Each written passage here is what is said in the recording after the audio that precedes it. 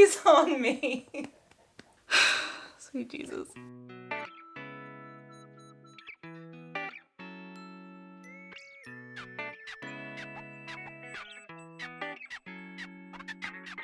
Hey Timberwolves. Hopefully by now you've heard that the 2020 AP World History exam is going to be a 5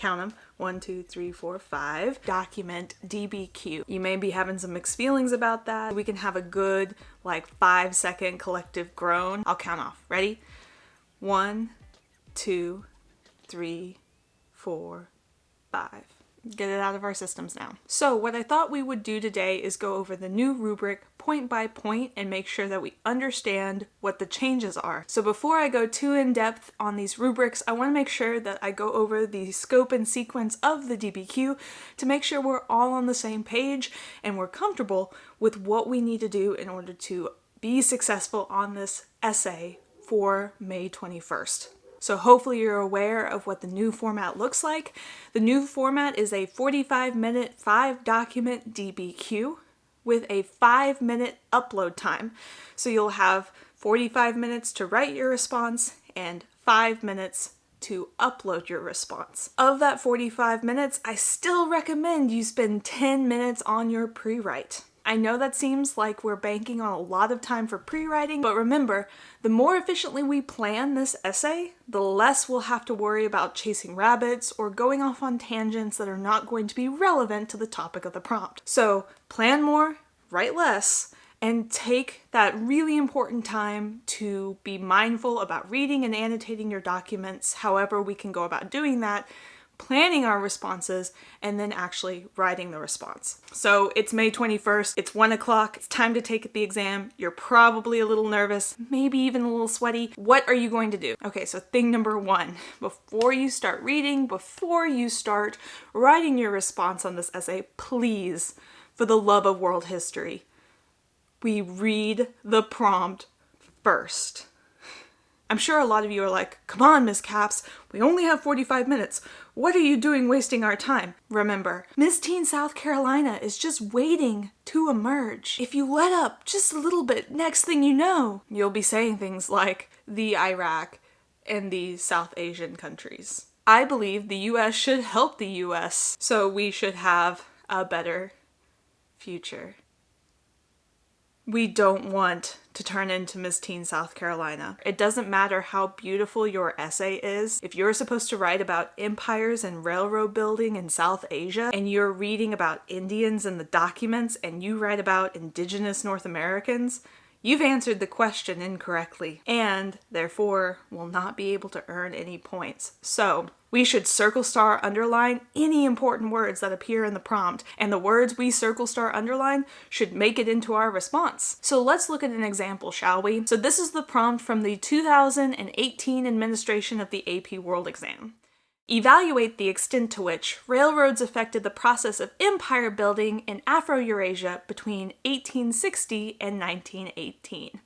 So if I were you, and this was the prompt I was getting as part of my AP exam, the words that I would circle star underline would be things like railroads affecting empire building in Afro-Eurasia and 1860 to 1918. And who knows, I might already know some things about the process of empire building and its relationship to railroads in Afro-Eurasia from 1860 to 1918. I might write down things that could be context later on, things like industrialism or imperialism. So I would definitely make sure I know what is involved in Afro-Eurasia. And spoiler alert, it's everything but the Americas. My answer has to be limited to Europe, Asia, and Africa. I can't talk about the United States. And besides, there's a whole other course devoted to US history, so let's not worry about it here. So now that I've got my prompt out of the way, the very next thing I should do is work through my documents and annotate them. A couple of things to keep in mind when you're annotating documents. Do not skip over that source information. You're going to find out invaluable information about who the author is and when and why they were writing in that source information, and it might go on to provide valuable clues for HIP later in your essay. So don't skip over that source information. Seriously, don't let yourself get hung up on the syntax or the grammar of the time period. Sometimes that grammar and syntax can be very difficult and it will cause students to bog down in the writing process, but we cannot let ourselves get stuck on one document for a long period of time. So instead, I want you just to focus on the things you do understand from the document, and I promise there is going to be something you understand. You don't need to understand every word in the document in order to understand the gist of the document. All right, we've read and annotated our prompt. We've read and annotated our documents. So the third thing we're going to do in the DBQ writing process is to group our documents. Now, I know grouping is no longer a skill required of the DBQ, but I promise it is going to help you craft a stronger argument. So when we group our documents, what we're looking for is how documents work together to show an answer to the question.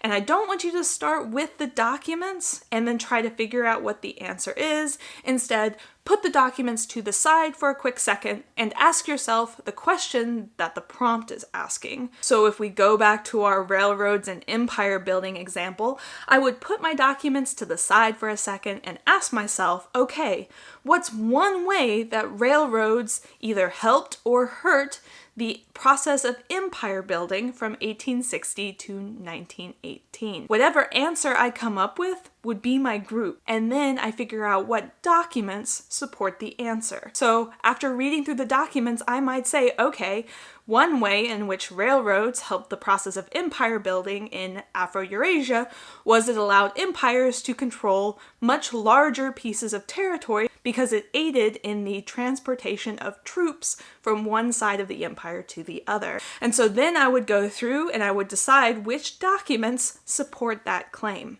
So a couple things to remember about grouping your documents. We can't have a group of one. One is the loneliest number. It doesn't make a group. So make sure you have at least 2 documents in a group in order for it to be a group. Now, I know in the past I've told you to have 3 groups, but time is of the essence in this new format, and with only 5 documents, I don't really believe it's going to be feasible to have 3 groups. So instead, we need to have 2 groups. You can use a document in more than one group. In fact, that often demonstrates a more complex understanding of the documents. And our groups cannot be simplistic. So no positive or negative groups, no similar and different groups, and you can't use any of our spicy themes as the group headings. Our groups should be very specific and should serve as answers to the question. If done correctly, your group titles will just become the claims of your topic sentences. So make sure they help you and not just create more work for you. So now that we have all of that out of the way, let's talk about what the rubric says. I will put a link to the new rubric for the 2020 exam in the description down below. Now, the first 2 points of this rubric are going to be very familiar because they're identical to the other essay rubrics we've been working with all year. That has not changed, right? At least we have some familiarity in this process. The first point on the rubric is, of course, the thesis point. And this is one of the most important points on the rubric because your thesis's job is to lay out the entirety of your argument in condensed form. I like to think of it as the map to my argument or the map to my whole essay. Your thesis has to answer the question that you were given. It must respond to the topic of the prompt, and it cannot be a mere restatement of the prompt. The difference between a simple restatement and an actual thesis is the inclusion of those talking points from our groups, which is why it's so important we have specific groups to include in our thesis statement. The next requirement of your thesis statement is that it must be historically defensible. So what does it mean to be historically defensible? It just means that 1, it's true and factual, and 2, that I can disagree with you. I have to be able to look at your thesis statement and say, yeah, I can kind of see where you're coming from, but I don't agree with you, and here's why. It has to be arguable. And 3, the final requirement of the DBQ thesis is it must establish a line of reasoning. So this just simply means that you are specific. If you're going to make the claim that railroads politically affected empire building, you have to tell me in what specific ways did it happen.